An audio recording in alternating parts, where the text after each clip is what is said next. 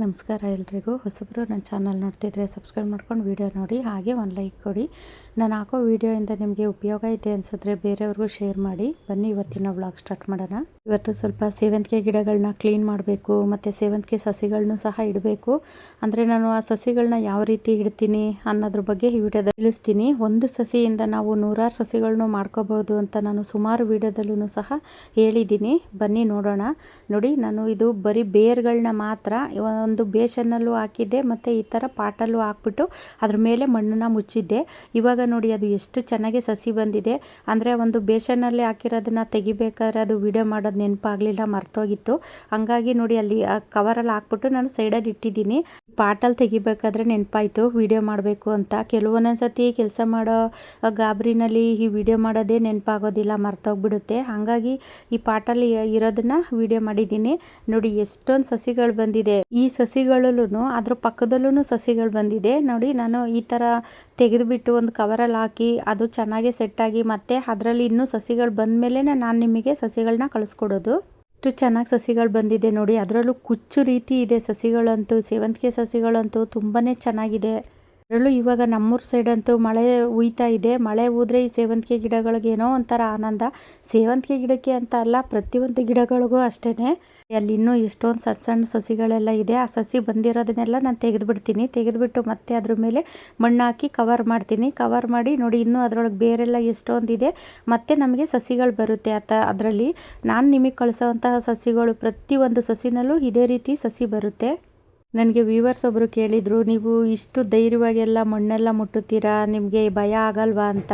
ನಮಗೆ ಭಯ ಏನಕ್ಕೆ ಹೇಳಿ? ನಾವು ಮಣ್ಣಲ್ಲೇ ಹುಟ್ಟಿ ಮಣ್ಣಲ್ಲೇ ಬೆಳೆದು ಮಣ್ಣು ಕೆಲಸ ಮಾಡಬೇಕಾದ್ರೆ ಭಯ ಏನಕ್ಕಾಗುತ್ತೆ? ಇವಾಗ ನಮಗೆ ರೈತರು ಅದು ಮಣ್ಣು ಮುಟ್ಟಿದ್ರೆ ಭಯ ಆಗುತ್ತೆ ಅಂತ ಕೂತ್ಕೊಂಡ್ರೆ ನಮಗೆ ತಿನ್ನೋಕೆ ಅನ್ನ ಸಿಗುತ್ತಾ ಹೇಳಿ? ಅದೇ ರೀತಿಯೇ ನಾವು ಅಷ್ಟೇ. ಒಂದು ಗಾದೆನೇ ಇದೆ ನೋಡಿ, ಕೈ ಕೆಸರಾದರೆ ಬಾಯಿ ಮೊಸರು ಅಂತ. ಈಗ ನಮ್ಮ ಕೈಗಳೆಲ್ಲ ಕೆಸರಾದ್ರೆ ತಾನೇ ನಮಗೆ ಬಾಯಿ ಮೊಸರಾಗೋದು. ಕೈಗೆ ಹ್ಯಾಂಡ್ ಗ್ಲೌಸ್ ಎಲ್ಲ ಹಾಕೊಂಡು ನನಗೆ ಕೆಲಸ ಮಾಡಬೇಕು ಅಂದರೆ ನನಗೆ ಅದೇನೋ ಸೆಟ್ಟೇ ಆಗೋದಿಲ್ಲ. ನಾನು ಹ್ಯಾಂಡ್ ಗ್ಲೌಸ್ ಹಾಕೊಂಡು ಕೆಲಸ ಮಾಡಿದ್ರೆ ನನಗೆ ಕೆಲಸ ಮಾಡ್ದಂಗೆ ಅನಿಸೋದಿಲ್ಲ. ಹಾಗಾಗಿ ನಾನು ಹ್ಯಾಂಡ್ ಗ್ಲೌಸ್ ಎಲ್ಲ ಹಾಕೋದಿಲ್ಲ, ಹಂಗೆ ಬರೀ ಕೈನಲ್ಲೇ ಕೆಲಸ ಮಾಡ್ತೀನಿ.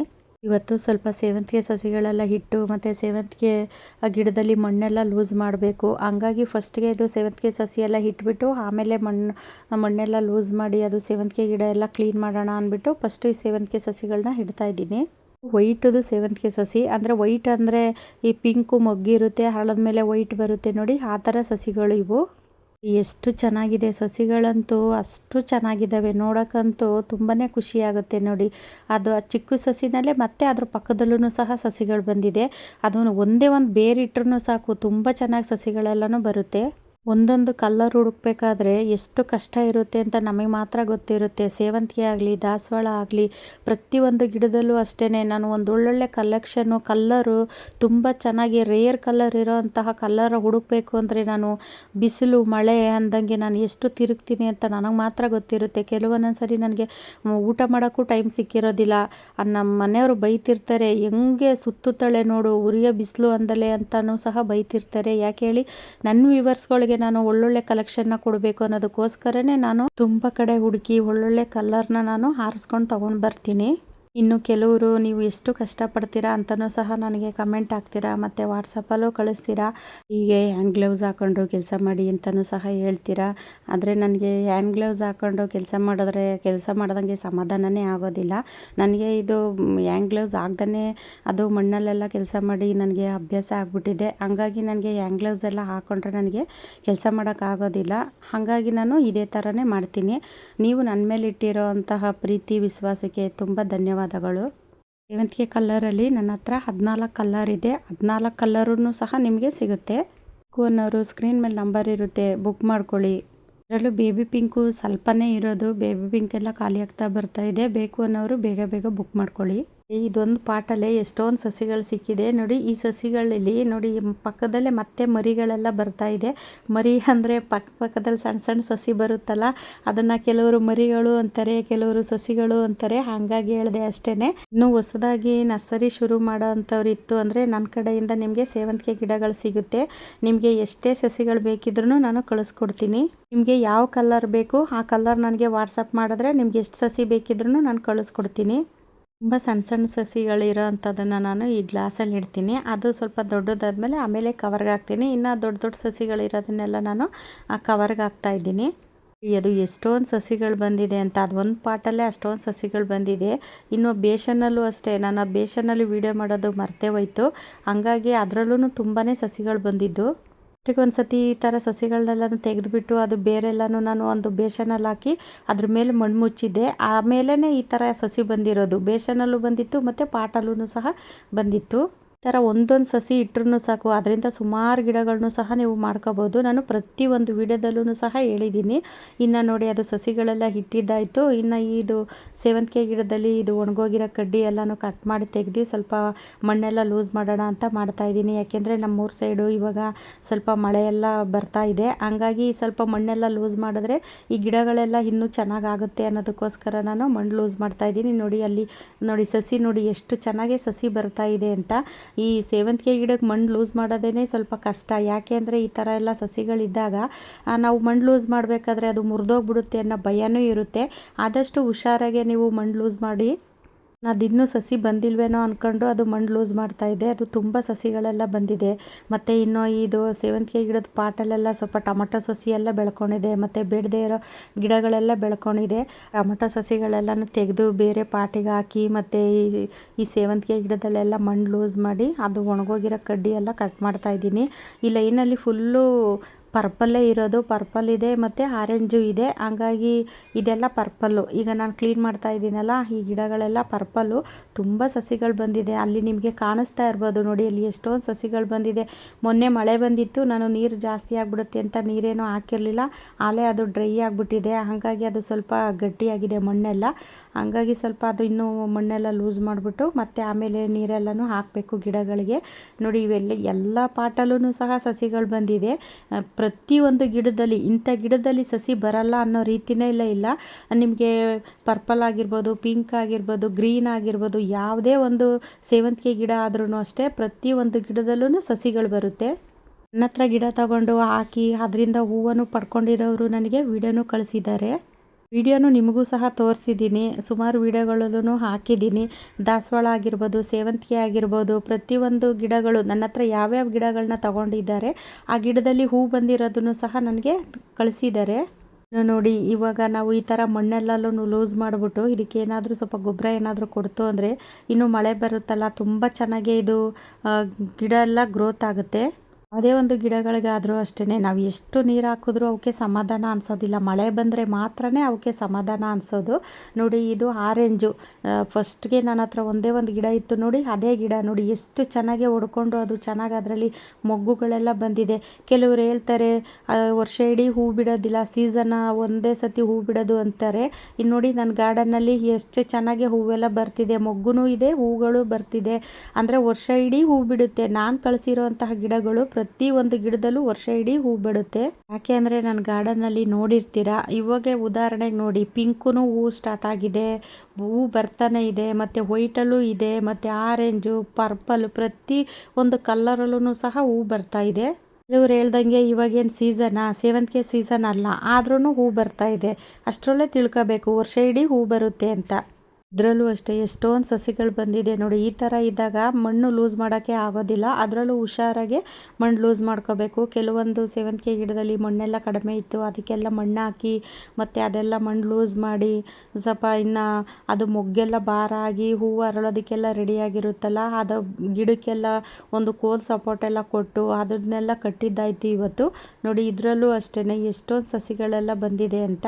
ಇನ್ನು ಇದು ಎಲ್ಲೋ ಸ್ವಲ್ಪ ದಪ್ಪ ದಪ್ಪ ಸೈಜಲ್ಲಿ ಹೂ ಬರುತ್ತೆ ನೋಡಿ, ಆ ಥರದ್ದು. ಇದಕ್ಕೂ ಅಷ್ಟೇ ಅದು ಮಣ್ಣೆಲ್ಲ ಲೂಸ್ ಮಾಡಿ ಅದರಲ್ಲಿ ಬೇಡದೇ ಇರೋ ಗಿಡಗಳೆಲ್ಲ ಬೆಳ್ಕೊಂಡಿದ್ದೆಲ್ಲನೂ ತೆಗೆದಿದ್ದಾಯಿತು.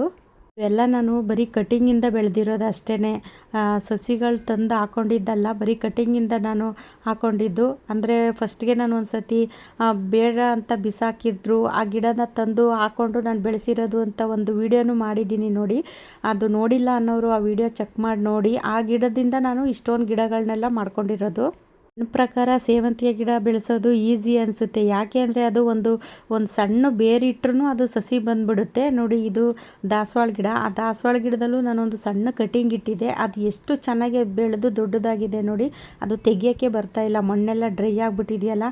ಹಂಗಾಗಿ ಸ್ವಲ್ಪ ಅದು ಮಣ್ಣೆಲ್ಲ ಲೂಸ್ ಮಾಡಿ ನೋಡಿ ತೆಗೆದು ಇವಾಗ ನಾನು ಅದನ್ನು ಬೇರೆ ಪಾಟಿಗೆ ಇಡ್ತಾ ಇದ್ದೀನಿ. 2 ಸಸಿ ಇಟ್ಟಿದೆ, ಅದು ಇಷ್ಟಿಷ್ಟೇ 1 ಇಂಚ್ ಅಷ್ಟೇ ಇದ್ದಿದ್ದು.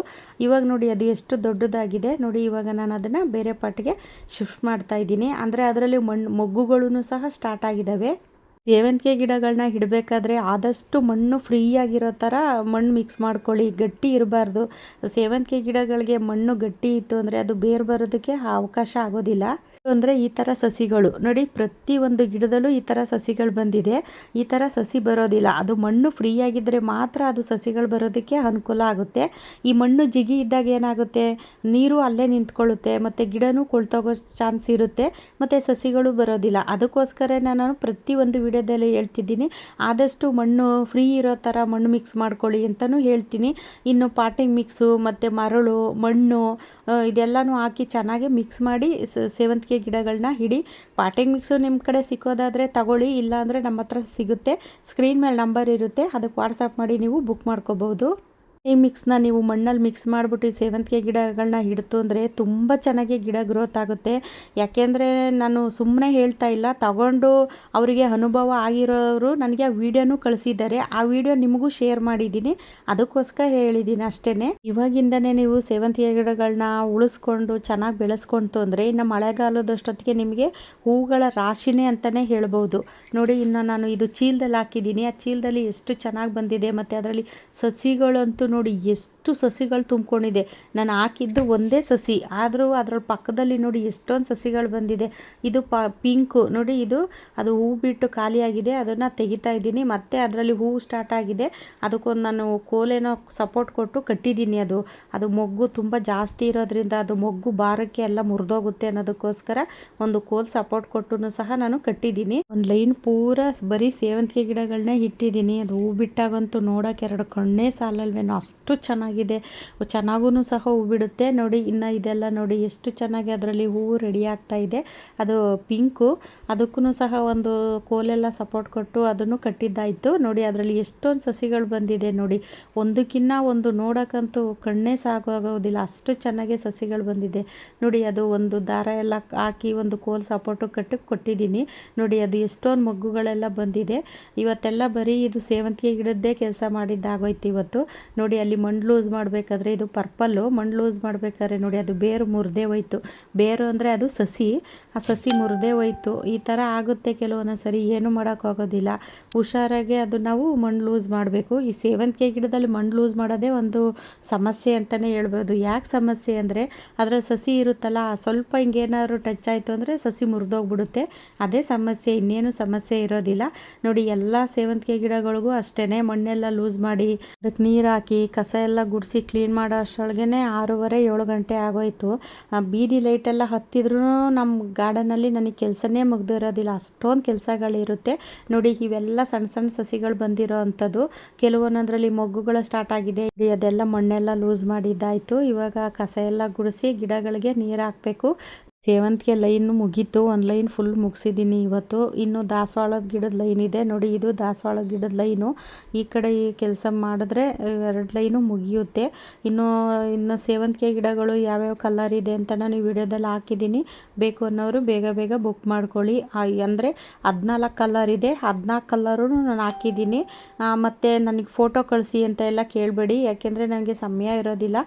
ಅದಕ್ಕೆ ಅಂತಲೇ ನಾನು ವಿಡಿಯೋದಲ್ಲಿ ಹಾಕಿರ್ತೀನಿ. ನೀವು ಪೂರ್ತಿ ವಿಡಿಯೋ ನೋಡಿ, ನಿಮ್ಗೆ ಯಾವ ಕಲರ್ ಬೇಕು ಅಂತ ಅದನ್ನು ಫೋಟೋ ತೆಗೆದು ನನಗೆ ಕಳಿಸಿದ್ರೆ ನಾನು ನಿಮಗೆ ಕಳಿಸ್ಕೊಡೋಕ್ಕೆ ನನಗೂ ಅನುಕೂಲ ಆಗುತ್ತೆ. ಇನ್ನು ಒಂದು ಕಲರಲ್ಲಿ ಎಷ್ಟು ಸಸಿ ಬೇಕು ಅದನ್ನು ನೀಟಾಗಿ ನನಗೆ ಕಳಿಸಿ. ನಾನು ವಿಡಿಯೋದಲ್ಲಿ ಯಾವ ಕಲರ್ ತೋರಿಸಿದ್ದೀನಿ ಅಷ್ಟು ಕಲರ್ ಮಾತ್ರ ನಮ್ಮ ಹತ್ರ ಸಿಗುತ್ತೆ. ಬೇರೆ ಕಲರೆಲ್ಲ ನೀವು ಕೇಳಿದ್ರೆ ಬೇರೆ ಕಲರ್ಗಳೆಲ್ಲ ನಮ್ಮ ಹತ್ರ ಸಿಗೋದಿಲ್ಲ. ಅಂದರೆ 14 ಕಲರ್ ನನ್ನ ಹತ್ರ ಇದೆ, 14 ಕಲರ್ನೂ ನಾನು ವಿಡಿಯೋದಲ್ಲಿ ಹಾಕಿದ್ದೀನಿ. ಈ ವಿಡಿಯೋ ಇಷ್ಟ ಆದರೆ ಬೇರೆಯವ್ರಿಗೂ ಶೇರ್ ಮಾಡಿ. ಮುಂದಿನ ವಿಡಿಯೋದಲ್ಲಿ ಸಿಗ್ತೀನಿ. ಎಲ್ರಿಗೂ ಧನ್ಯವಾದಗಳು.